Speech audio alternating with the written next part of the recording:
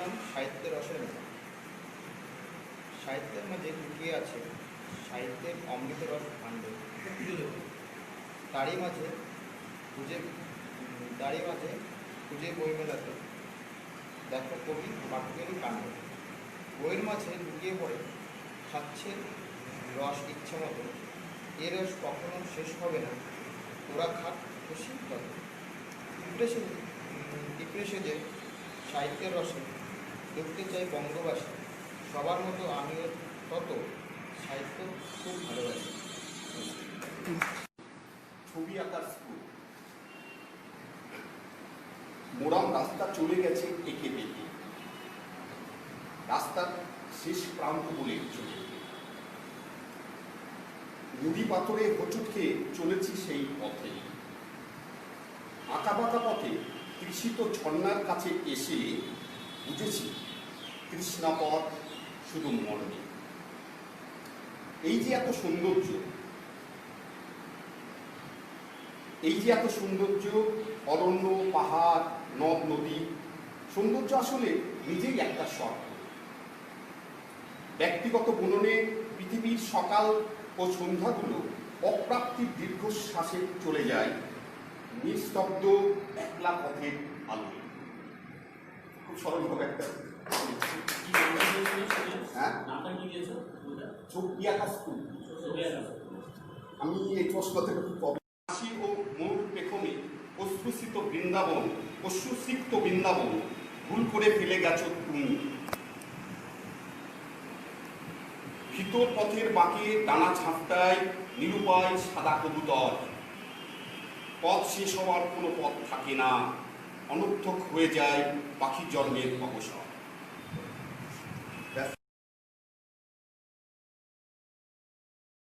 শুভেচ্ছা। কবিতা সম্বন্ধে আমার এমন কিছু জ্ঞান নেই, তবে আমি শুনতে ভালোবাসি, পড়তে ভালোবাসি, সেই জন্য সমীরণ ডাকে আমি এসেছি। আমি একটু রবীন্দ্রসঙ্গীত গাই, আর তার জন্য ও আমাকে বলছে একটা গান দিতে, আমি সেই রবীন্দ্রসঙ্গীতটা গাইছি। এসো এসো আমার ঘরে, এসো আমার ঘরে, বাহির হয়ে এসো, বাহির হয়ে এসো, তুমি যে আছো অন্তরে, এসো আমার ঘরে, এসো এসো আমার ঘরে, এসো আমার ঘরে। স্বপ্ন দুয়ার খুলে এসো, করুণ আলোকে এসো, মুখ করে চোখে, কলকালের আভাস হতে চিরকালের তরে, এসো আমার ঘরে, এসো এসো আমার ঘরে, এসো আমার ঘরে। দুঃখ সুখের দোলে এসো, প্রাণের হিলোলে এসো, দুঃখ সুখের দোলে এসো, ফিরে আসা পরবর্তী ফাগুন বাতাসে, বনের অকুল নিঃশ্বাসে, এবার ফুলের প্রফুল্ল রূপ এসো, এসো বুকের পরে, এসো আমার ঘরে, এসো এসো আমার ঘরে, এসো আমার ঘরে। সবচেয়ে কম যদি কেউ কবিতা নিয়ে বা লেখালেখি নিয়ে থাকেন সেটা আমি এই মুহূর্তে সম্পূর্ণভাবে দেখেন। আর পত্রিকায় যে কবিতার প্রিয় দিয়েছি সেটা অনেকদিন আগে লেখা করতে পারি না, সেটা পাঠ করে শোনা যাচ্ছে এই মুহূর্তে আমার কাছে।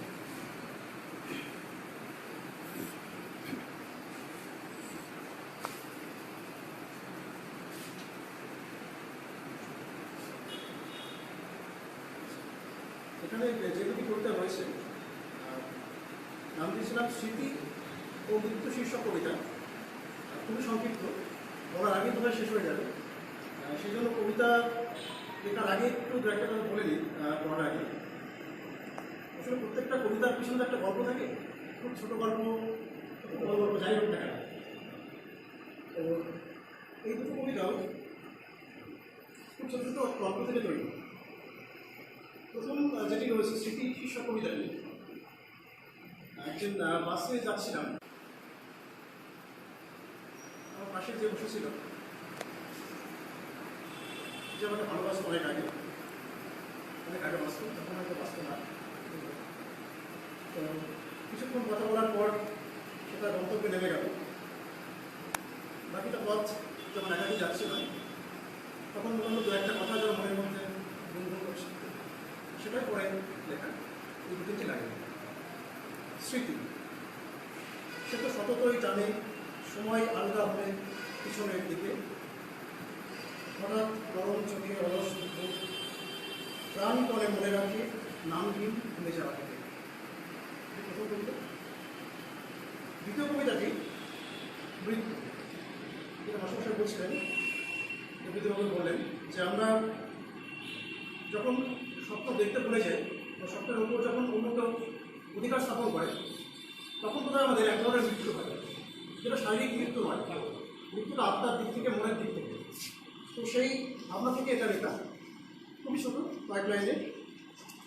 মৃত্যু শুধু শব্দমাত্র নয়, পাহাড়ি রাস্তার পাশে অতলান্ত খাদ ডাকে অমোঘ আকর্ষণ। মৃত্যু শুধু শব্দমাত্র নয়, যেভাবে জীবন নুয়ে পড়ে ক্ষমতার পায় বাধাহীন আত্মসমর্পণ।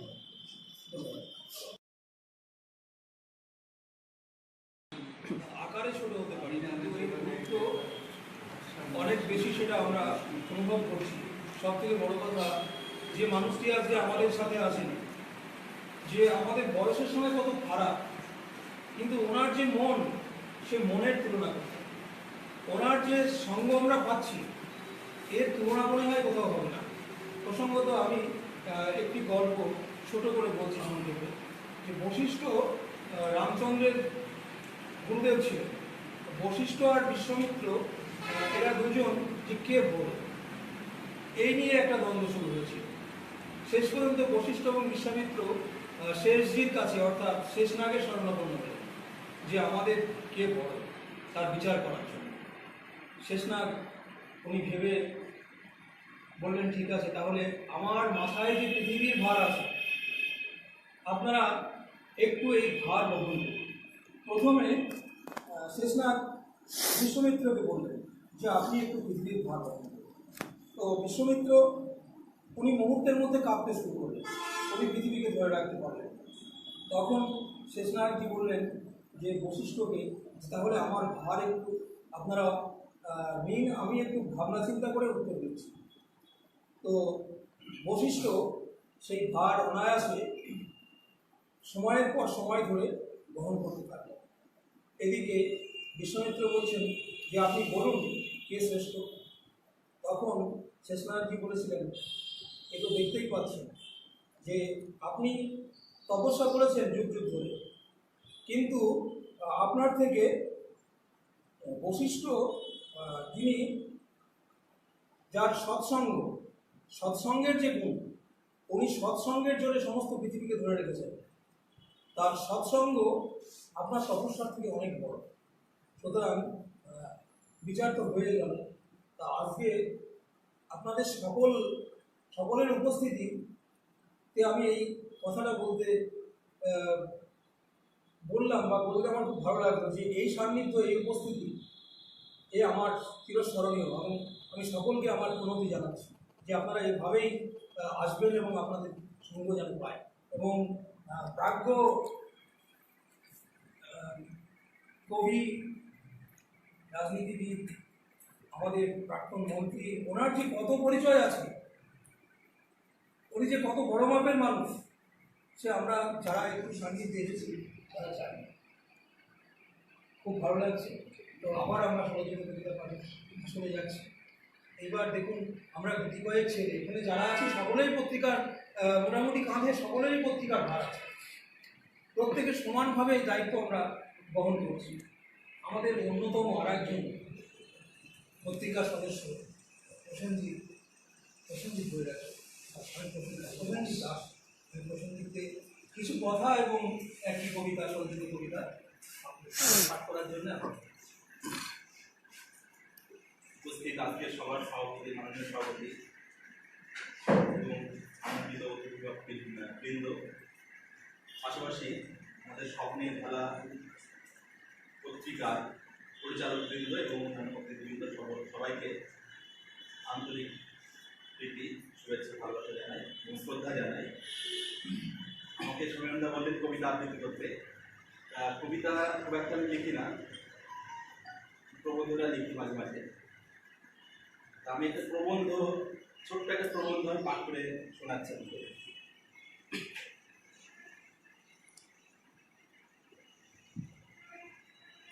একটু আগে কথা হচ্ছিল, দেবজিৎদা বলছিলেন যে আজকের সমাজ, সেই সমাজে মানুষকে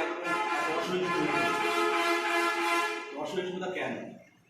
যেমন আমরা বড়রা, ঠিক পাশাপাশি আমাদের ছোট ছোট শিশুদের মতো অসহিষ্ণুতা দানা বেঁধে উঠেছে। তার বহিঃপ্রকাশ আমরা খবরের কাগজে বা বিভিন্ন পত্রপত্রিকার সাময়িক পত্রে আমরা বিভিন্ন প্রবন্ধ, কবিতার মাধ্যমে পড়ে থাকি। সেই জিনিসটাকে কেন্দ্র করে আমি একটা ছোট্ট প্রবন্ধ লিখেছি, আমি শোনাচ্ছি সকলকে। আজকের শিশু কেন এত অসহিষ্ণু? আধুনিক যুগ যান্ত্রিকতার যুগ। যন্ত্রের সঙ্গে তাল মিলিয়ে চলতে চলতে মানুষও আজ যন্ত্রে পরিণত হচ্ছে। তার যন্ত্র সত্তা আর মানব সত্তা যেন মিলেমিশে একাকার হয়ে গেছে। তার প্রভাব পড়েছে শিশুদের উপর, কারণ বড়রা যা করে শিশুরা তা অনুকরণ করে। এভাবে মনে মনে সেই ঘটনার প্রভাব পড়ে, স্বভাবও তৈরি হয় এভাবে, তা সে সুই হোক আর কুই হোক। এজন্য বলা হয় শিশুর স্বভাব তৈরি করে তার পরিবার, তার মা বাবা, আত্মীয় স্বজন, গুরুজন কিংবা তার পারিপার্শ্বিক পরিবেশ, তার সমাজ।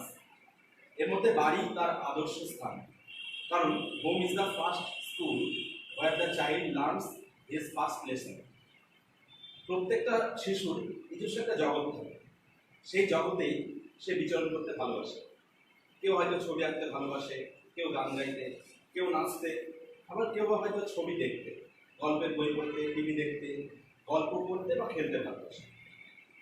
সেই জগৎ থেকে তাকে বিচ্ছিন্ন করা মানেই তার স্বাধীন সত্তাকে নষ্ট করে দেওয়া। একে এই অবস্থা থেকে বিচ্ছিন্ন করলে তার মনে একটা নেতিবাচক প্রভাব বা নেগেটিভ এফেক্ট পড়ে, সে অবদমিত হয়ে পড়ে, হীনমন্যতায় ভোগে। কিন্তু কথা হচ্ছে শিশুদের এই অসহিষ্ণুতার কারণটা কি?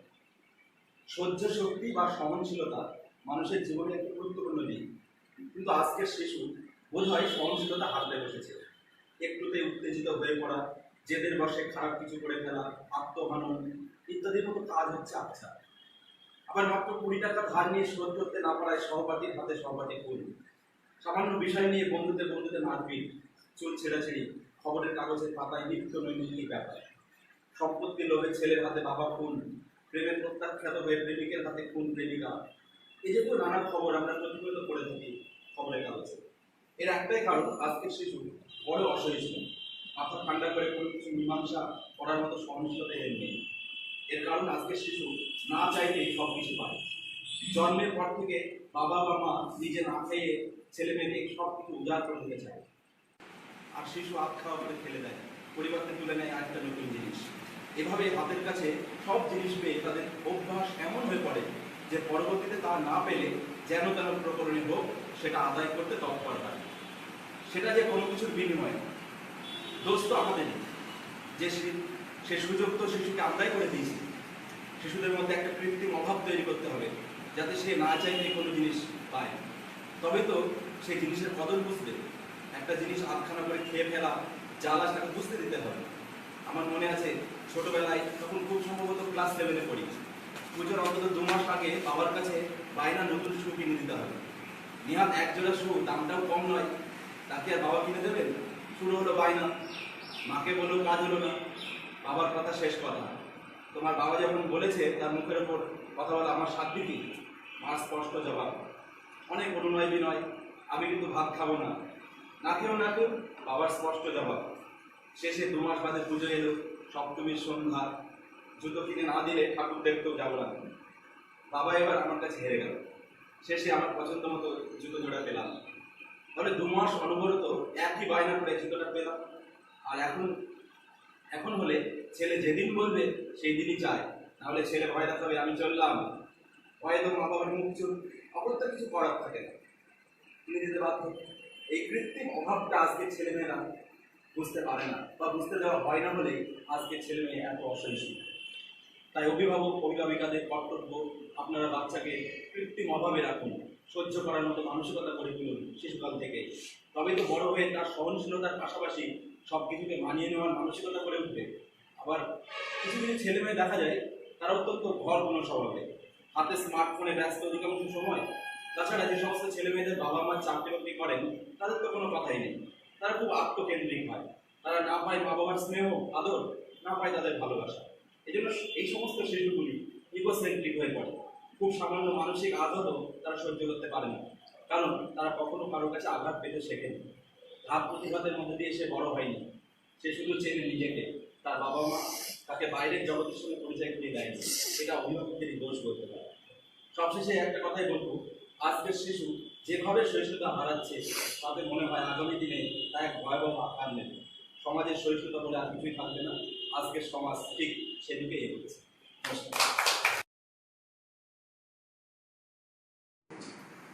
এ চোখ করেছে কত অন্যায়ের প্রতিবাদ, দেখেছে কত নিঃস্বার্থ ভালোবাসা, কত আদর নিয়েছে চোখ বন্ধ করে, খুশিতে অঝরে কেঁদেছে কতবার, না পাওয়ার বেদনায় হয়েছে অশ্রুসিক্ত। দেখেছে 76-এর মর্মন্তর, বিদায় দিয়েছে কত আদরের প্রিয়জন, আজ থাকতে ফিরে বিবন্ন অস্পষ্ট স্মৃতি, সব জল হারিয়ে সে আজ মরুভূমি।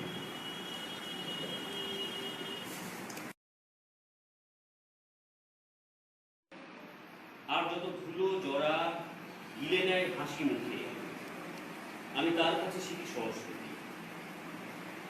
লোকটির পাশে কতগুলো শিশু এসে খাবার চায়, দুটো খাবারের লোভে ভয়ানক সে যুদ্ধ দেখি। যুদ্ধের পরে ওদের সাথে আমিও রক্তাক্ত হই, অথচ কোথাও কোনো দাগ লাগেনি আজ। প্রতিদিন লোকটিকে দেখি আর খাবারের উপাদান খুঁজি, মাটির হাঁড়ি চুরিয়ে পড়ে নোংরা ভাতের ফ্যান। আমি দেখি ছোটবেলার পুরনো অভাব, আজকেও রাস্তায় এসে দাঁড়িয়েছি। লোকটি সবার অলক্ষ্যে আগুনে সেঁকে নিচ্ছে পৃথিবীর যাবতীয় অসুখ। সমস্ত কাক এসে ভিড় করেছে, দেখছি সেসব শিশুগুলো যে যুদ্ধ শিখেছিল সব ভুলে মাটিতে আঁকছে দেশ। ওদের দেশ আঁকড়ে আছে গোসায় লাল। যে মহর্ষি যাজ্ঞবল্ক্য যখন গৃহস্থ আশ্রম ছেড়ে উনি প্রবজ্জা নিচ্ছেন, তখন 2 স্ত্রীকে বলেছিলেন যে আমার এই পৃথিবী, বৃত্তপূর্ণ পৃথিবী বা আমার যে ধনসম্পদ আমি ভাগ করে দেব। তা মৈত্রী তখন বলেছিলেন যে জেনাহং নমৃতসাম তেনাহং কিমহং তেন পূজা, যা দিয়ে পাবো না অমৃত তা নিয়ে কীভাবে হবে। তো এই সাহিত্য সংস্কৃতি যে মানুষের মনে অমৃত সঞ্চার করে। আমরা দেখেছি আমাদের উত্তরাধিকারী আমাদের পূর্বসূরি যারা আছেন, যে দেশে রবীন্দ্রনাথ জন্মিয়েছেন, তো সেই দেশে যে আমরা জন্মাতে পেরেছি, আমরা যে তার উত্তরাধিকারী, এ তো আমাদের গর্বের বিষয়। এত বড় পাওনা পৃথিবীর কোন দেশ পেয়েছে। যাই হোক, আমি বক্তব্য রাখবো, আমার কবিতা যেহেতু কবিতা পাঠের আসর আছে, কবিতার লোক সামলাতে পারছে না। টিউলিপ বলে একটা কবিতা, বর্তমানে ভারতবর্ষের একটা সমস্যা কাশ্মীরকে নিয়ে, কিন্তু কাশ্মীরে আর যাই থাক সেখানকার যে সৌন্দর্য সে তো তুলনাহীন ভূস্বর্গ, সেই বিষয়ে আমি একটু লিখেছি। কবিতার নাম টিউলিপ। অনাবিল স্নিগ্ধতা, ঝিলমের আহ্বান, উইল, ওক, আখরোট, আপেলের সবুজ সমারোহ, চিনারের ছায়ার অভিবাদন, শ্রীনগরে বাঁধা পড়ে ভবন ক্রিয়াসময়, হৃদয়ের হিমবাহ ঝর্ণা হয়ে নামে, সানুদেশে খেলা করে উষ্ণ আবেগ, দুচোখ জুড়িয়ে যায় ভূস্বর্গের রূপে, ডানা মেলে ভেসে চলে পরিযায়ী মেঘ, শূন্যতার সম্মান বড় মায়াময়, হিমাঙ্কের নিচে থাকে লাদাখের পথ, চোরা স্রোত কেড়ে নেয় কিছু তাজা প্রাণ, কেউ বলে আজারি, কেউ ভিন্ন মত, ক্ষণিকের আস্তানা, ডাল লেক শিকারাই শাশ্বত হয়ে থাকে ইকো ফ্রেন্ডশিপ, বিদায়ের পথ জুড়ে সোহানা সাজিয়ে রাখে উৎসবী।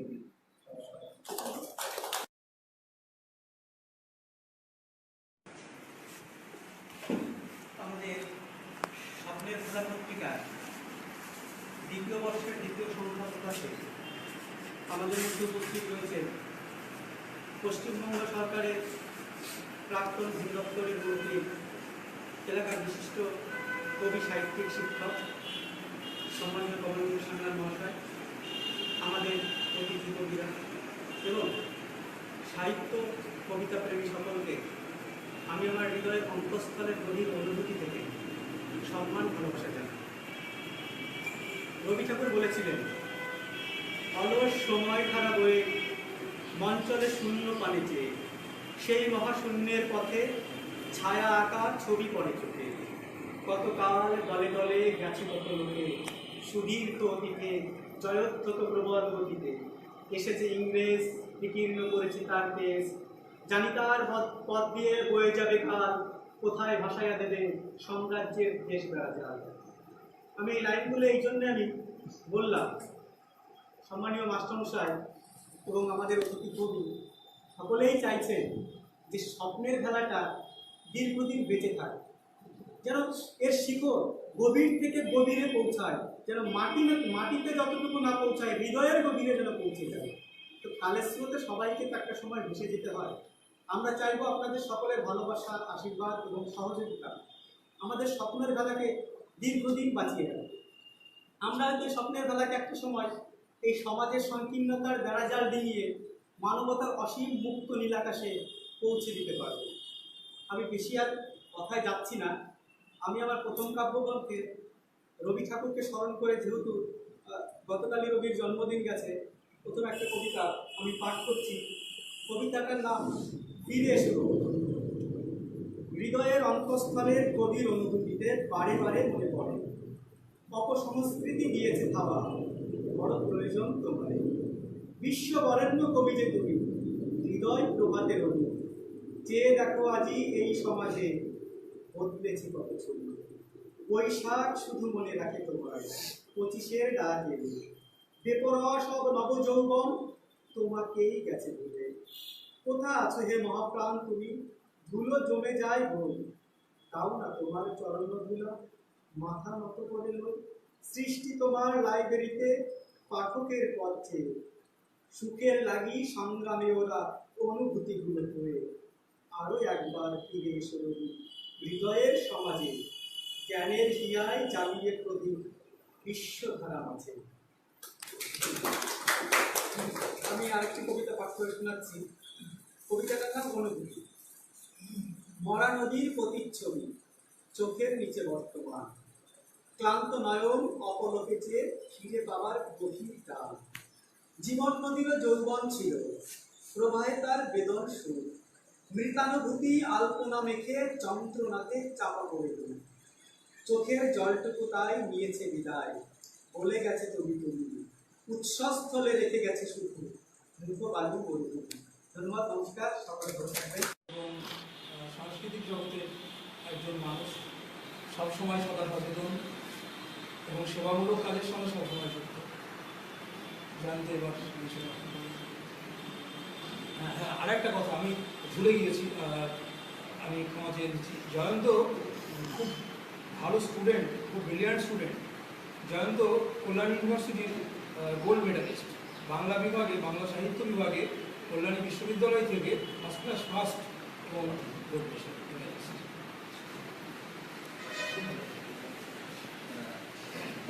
স্বপ্নের বেলা পত্রিকার দ্বিতীয় বর্ষের বোধন প্রকাশের আজকের দিনে উপস্থিত শিক্ষক মহাশয়, বিশিষ্টজন এবং বলতে পারেন আমার কাছে প্রেরণার মানুষ হিসাবে যারা রয়েছে তাদের মধ্যে একজন অন্যতম কমলেন্দ্র মহাশয়।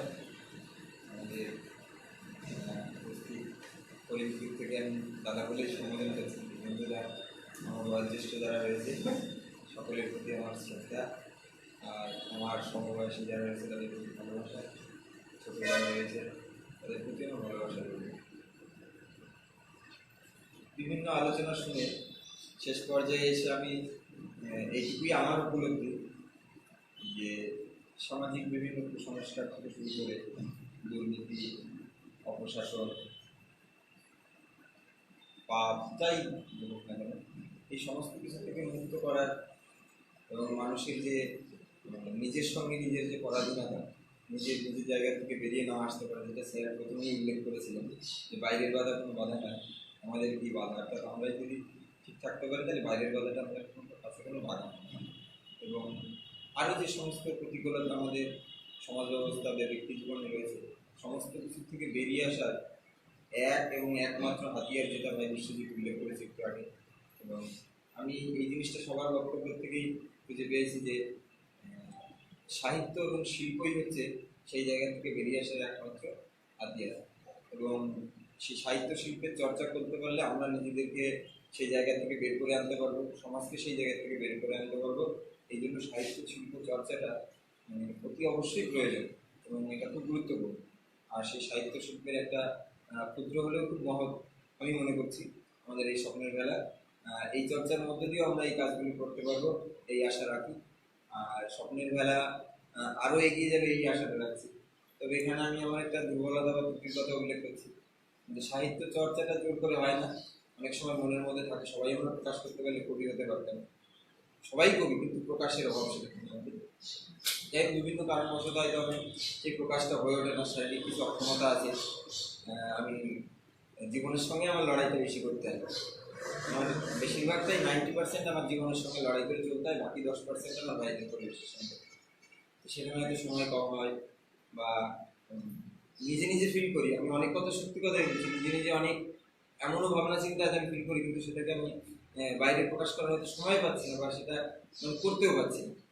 এবং রিসেন্টলি আমি ব্যক্তিগত কথাতেই চলে যাচ্ছি, আমার স্মৃতিশক্তি কিছুটা কমে যাচ্ছে স্যার, মানে আমি মনে রাখতে পারছি না অনেক কিছু। এখানে তো আমার শারীরিক শিশুদের কোনো ইয়ে সেটার জন্য।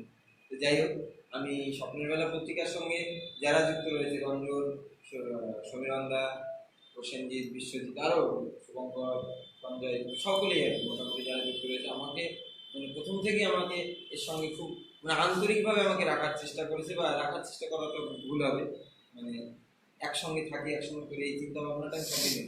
কিন্তু ত্রুটিটা হচ্ছে আমি থাকতে পারিনি বা আমি সেইভাবে সময় দিতে পারি। আমি সাহিত্য প্রেমী হয়েছি কিন্তু সেবই হতে পারিনি। আমি চাই যেন পরবর্তীতে আমি এই জায়গায় আরও বেশি আমার যতটুকু আছে ততটুকু আমি দিতে পারি। এবং সকলের আশীর্বাদ এবং সকলের পরবর্তী চেষ্টার মধ্যে দিয়ে এই পত্রিকা আরও দীর্ঘদিন চলবে এই আশা করছি। সবাই সুস্থ থাকবে, ভালো থাকবে। ধন্যবাদ। ভিডিওটি ভালো লাগলে অবশ্যই লাইক, কমেন্ট, শেয়ার করবেন। তার আগে অবশ্যই আমাদের চ্যানেলটি সাবস্ক্রাইব করে আমাদের সাথেই থাকুন।